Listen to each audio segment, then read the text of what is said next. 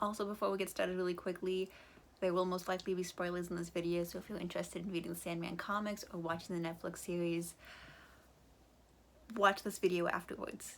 Okay, now on to the video. What's up, guys? Welcome back to The Question, where you have the questions and I have the answers, and today I'm going to be reviewing the Sandman Netflix series. I'm a huge fan of the comics, and I recently binge watched the show. I've actually binge watched it like 3 times now. And while I could do a lot of analysis, and I probably will in the future, and let's be honest, I'm going to ramble and accidentally analyze some parts of the series and the comics. This is going to be a review because we all know how book to TV and movie adaptations are, and yeah. Before we get started, please remember to like, comment, share, subscribe if you're new. I do political and historical educational content, and sometimes I do reviews. With that being said, let's get started. So the Sandman comics were created by author Neil Gaiman, also known for Good Omens, Coraline, American Gods, and many of his works have been adapted to varying degrees of accuracy. Lucifer, which is a spin-off of the Sandman, was adapted, and that is not at all accurate to its source material. Good Omens was fairly accurate, and American Gods falls somewhere in between. Coraline, also fairly accurate. And so there's a lot of spectacle, a lot of speculation on how accurate the Sandman would be, and after watching it, I'd say that it is probably the most accurate adaptation I have seen, aside from Good Omens. And of course, they can't be 100% accurate because you're adapting two different, because you're translating a story through two different mediums, and the expectations for each medium is going to be different. And that is something that I pointed out to my brother, that the way the comics are written is very villain of the week.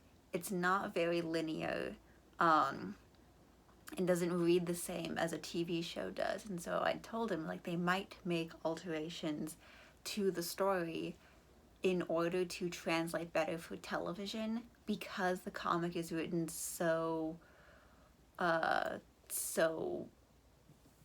uniquely. And they did do that, and that's something my brother took issue with, or that he said it felt off because they added these parts of the story to the TV show. But it makes sense.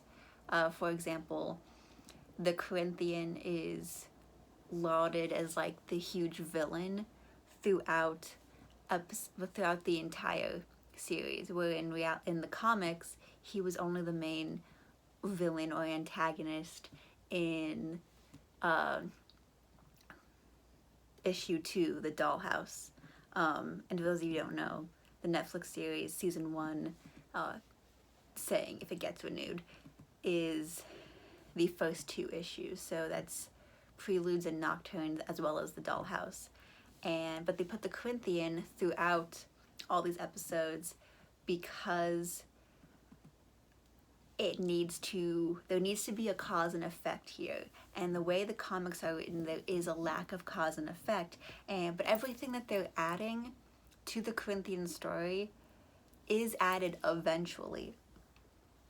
It's mentioned in the prequel books, it's mentioned in the prequel comics, it's mentioned in the sequel comics.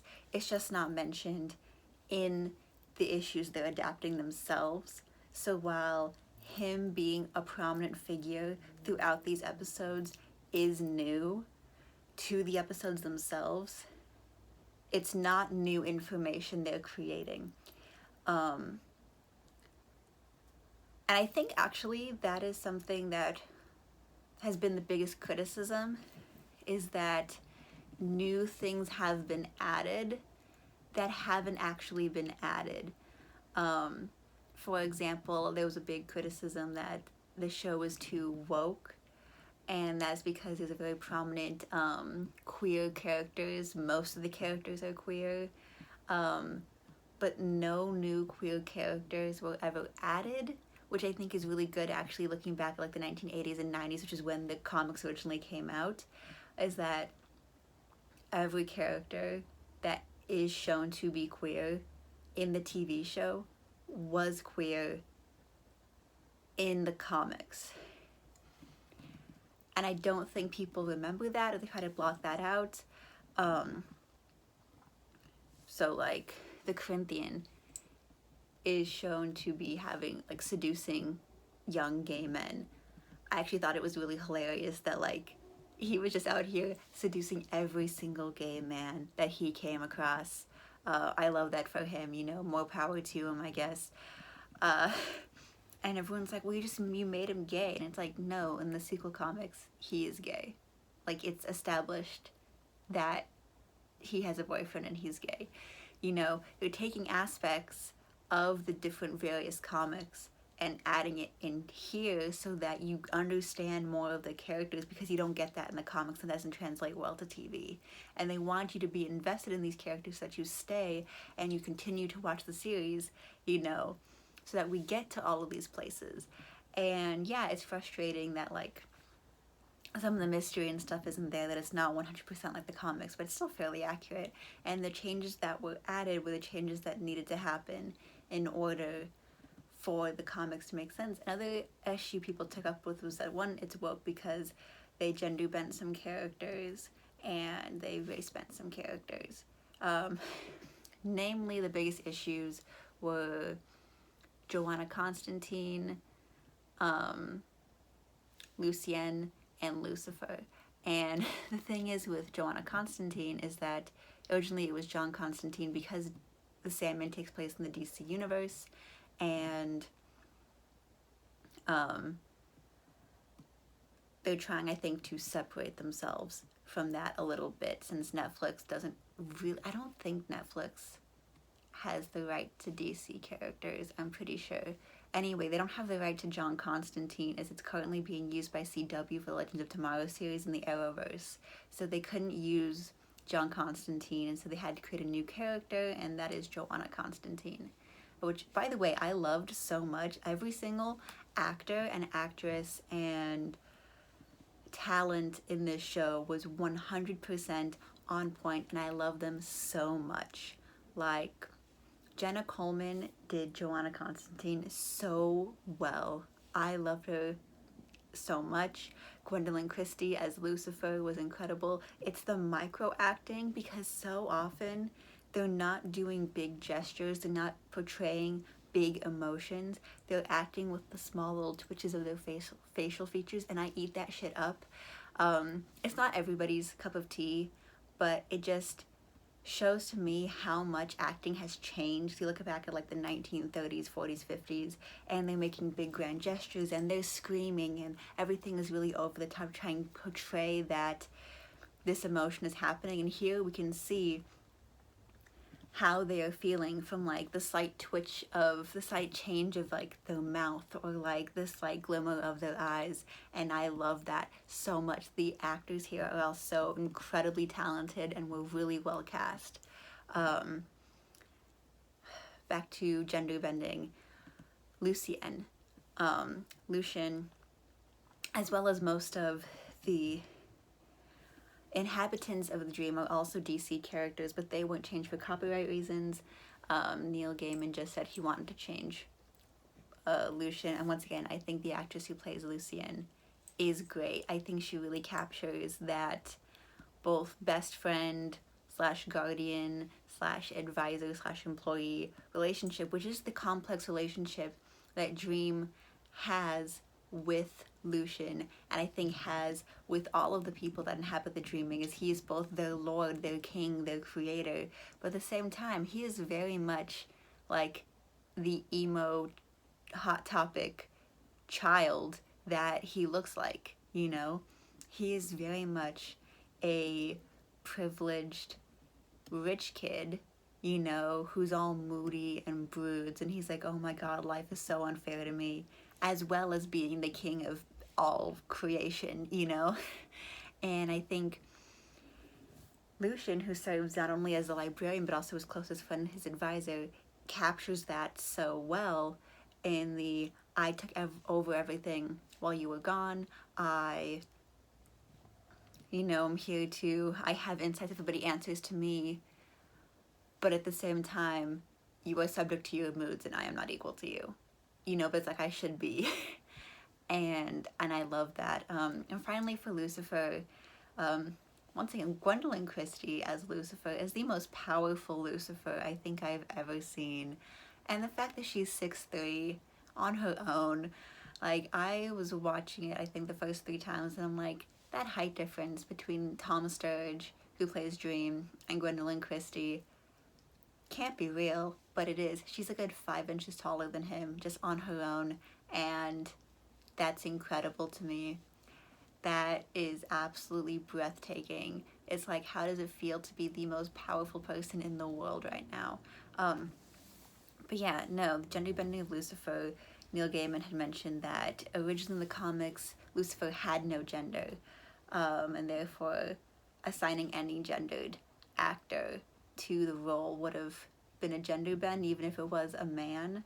And originally I was going to ask, I guess my one criticism is because Lucifer lacked a gender, why did we not go for a non-binary or agender actor to play them, just to keep with that consistency? But no, Gwendolyn Christie killed it at the role, and the fact that the wings were real wings, that they then like CGI'd the movement, but she was actually wearing the wings, is so incredible to me.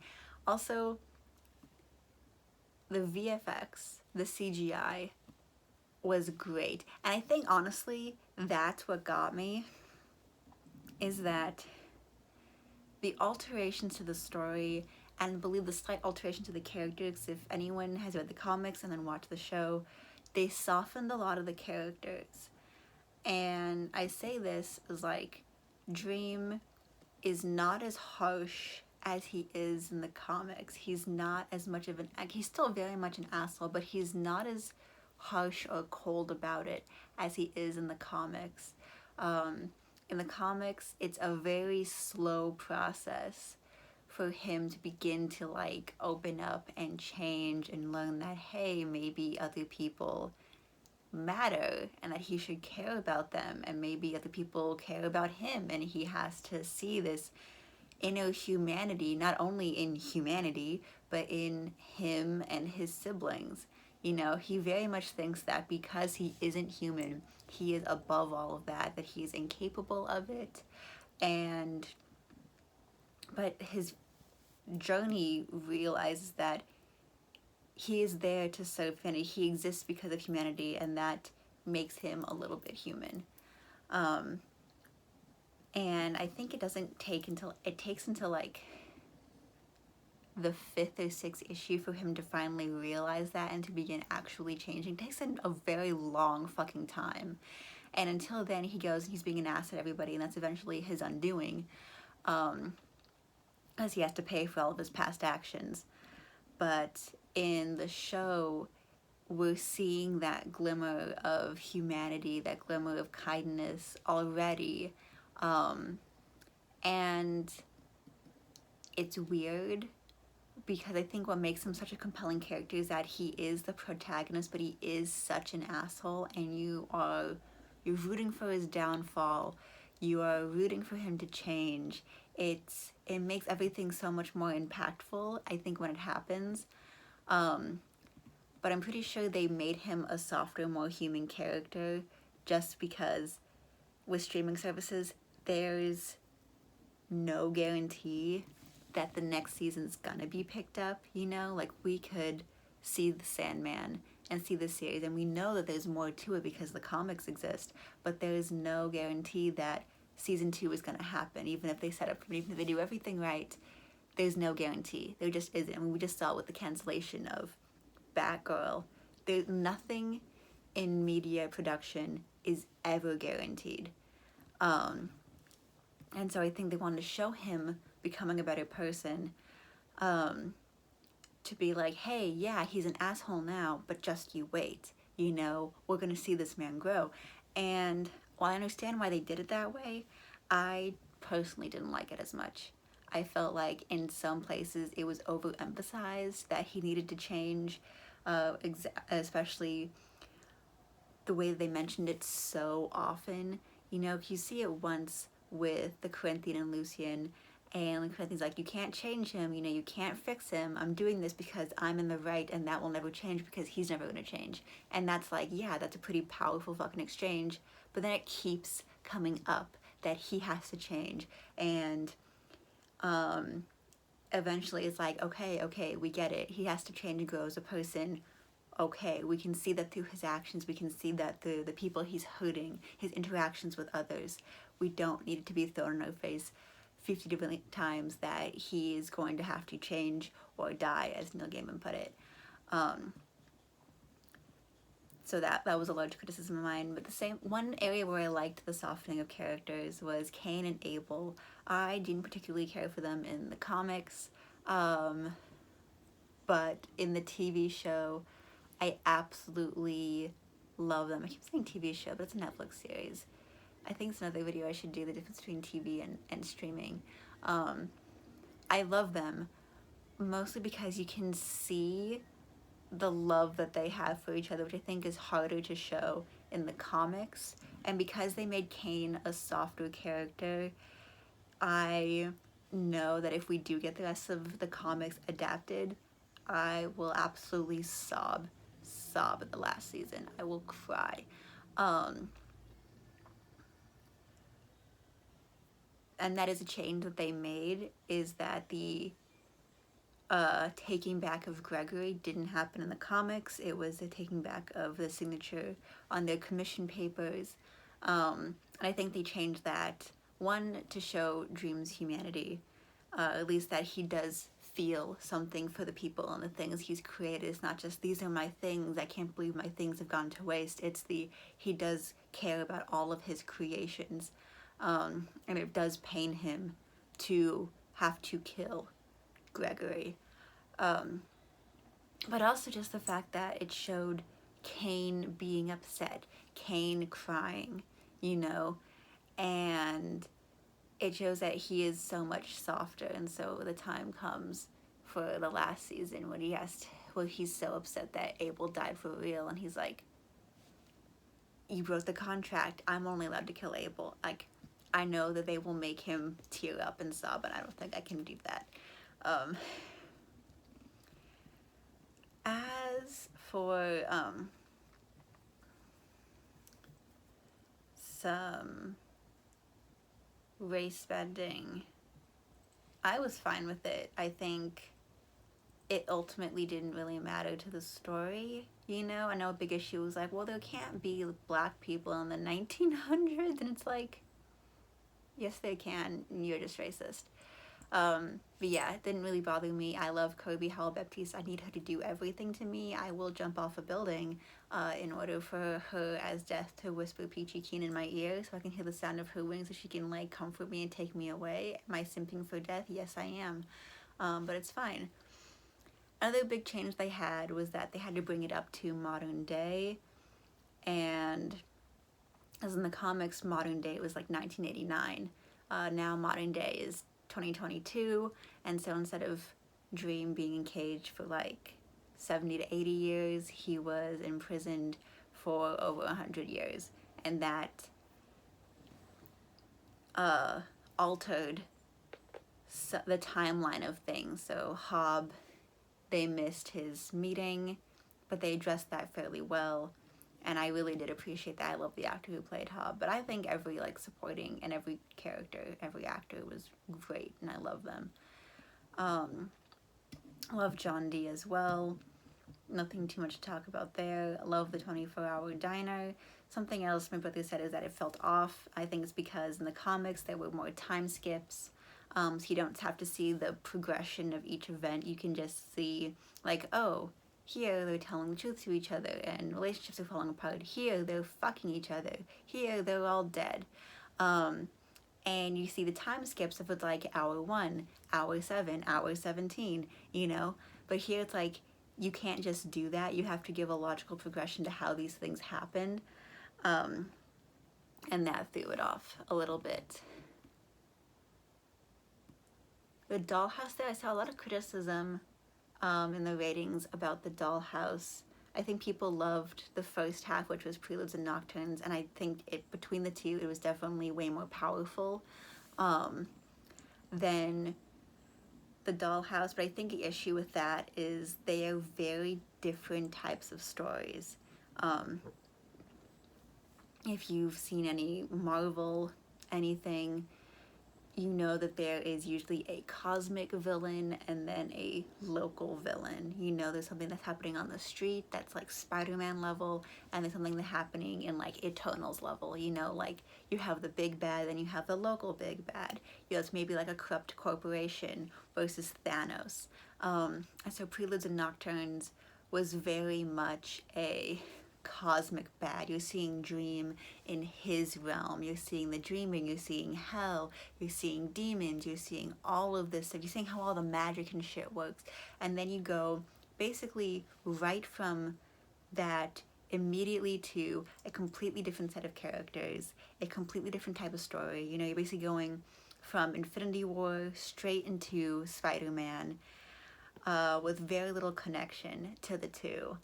And it's a completely different story being told because now your story is centering around Rose and her thing, and it's very, very little to do with Dream and the dreaming. And so that whiplash, I think, is hard to navigate. It's hard to follow. It's hard to really get in from one to the other. You just saw all this incredible CGI and all this incredible, powerful storytelling. And then it's like, oh, a regular, like, girl doing regular things. And I think they made the most plot changes and character changes with the Dollhouse instead of Preludes and Nocturnes, just because they had to bring it up to date, things that always translate well, and because they're really trying to push that Dream needs to change. They're really trying to soften the character, and so a lot of the motivations and things are different. They're trying to make him seem like a nicer character than he was in the comics, so we don't see him kill Hector Hall. We don't see him imprison these nightmares. We see him, Gulp isn't there trying to create a new dreaming and get more power. She's trying to turn herself into a dream when originally she was a nightmare. Everything has like a sympathetic nature to it that it didn't in the comics, and that's not good or bad, it's just different, and I think that has lessened the horrific, or at least the shock value impact of the original comics, and that's why it wasn't as easy to get into. Also, in the comics, you're only following Rose's story.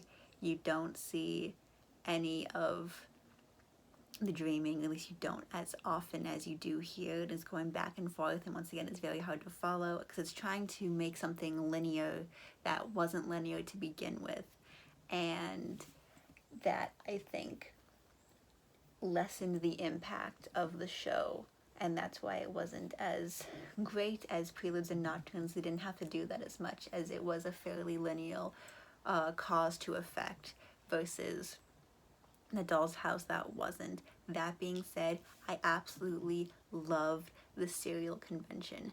I loved it so much. So incredibly much. I thought it was incredible how they portrayed it. Honestly, I think with the Sandman series, the acting was great, the characters were great. The story in some places was really weak because they altered it and made it more, I think, palatable to possibly non-fans of the comics, people who hadn't read it before. And so I think that made it in some places hard to follow, but you stayed because the big scenes that were like really important were shown in great detail and great accuracy. Like I think that was it. It was like the Doll's House, it's like, okay, you semi-following, you're not really invested in it, and then it's like, boom, we see Hal's drag show, boom, we see Zelda and Chantel, and we see their dream, boom, we see Lyda Hall, boom, we see the serial convention, and it's like suddenly you're paying attention again, because these are the things that you came here to see. You came to see these iconic scenes portrayed with all the latest technology, with the great accuracy that it is. And that's what makes it worth it. But I'm not gonna lie and say that the Doll's House adaptation was perfect. I think it suffered a lot, and I hope if we do get season 2 and the subsequent rest of the series adapted to Netflix, they figure out the fine line they need to walk between storytelling and keeping it accurate to the comics. I'm not saying that it being inaccurate is what ruined it or made it bad. I just think that they need to find the fine line of how to adapt it while keeping the intense impact that the original comics had, because they've already changed a lot, not just with the story and the plot, but just the characterization. And so they're making the change more evenly gradual, instead of just he has one big realization and he changes. That realization being, you know, Delirium sacrificing herself and putting herself into so much pain in order to help him. It's going to be more the people learning about the people around him. It's going to be more evident. And I think that's going to change a lot. They need to figure out how to navigate what they've already set down and also keep it the same intense impact that the original comics had. Yes. Other than that, I think that's it. I think that's all I have to say, other than the fact that I'm looking forward, if we do get the rest of the series, I want to see the rest of the Endless. I think so far the casting has been great. I'm really excited to see who they'd possibly cast for Destiny, Delirium, and Destruction. Delirium, of course, being my favorite. And I hope that they get someone who really captures the character. I know in the audiobooks they had Kristen Schale do the voice, which honestly is so fitting, but of course she can't portray the character in the show because I think she's like 43 and Delirium is established to be the youngest, and if Kirby Howell-Baptiste and Tom Sturridge are around like their 30s, Delirium's supposed to be younger than them. We can't have a 40-year-old woman playing a teenager or someone in their young 20s. I'm sorry. But I'm excited. I'm looking forward to this, and I think this was, if not a brilliant storyline, brilliantly artistically done. Of course, this is just my opinion, and I can go into it, but this is already like an almost 30-minute long video. It's gonna take so long for me to upload it. Yeah. I definitely recommend this show to everybody. I definitely recommend the comic series to everybody. If you want to hear me analyze different characters, different plot points, or just how this fits into religious lore, I would love to. So please comment below. I might do it anyway because y'all never talk to me.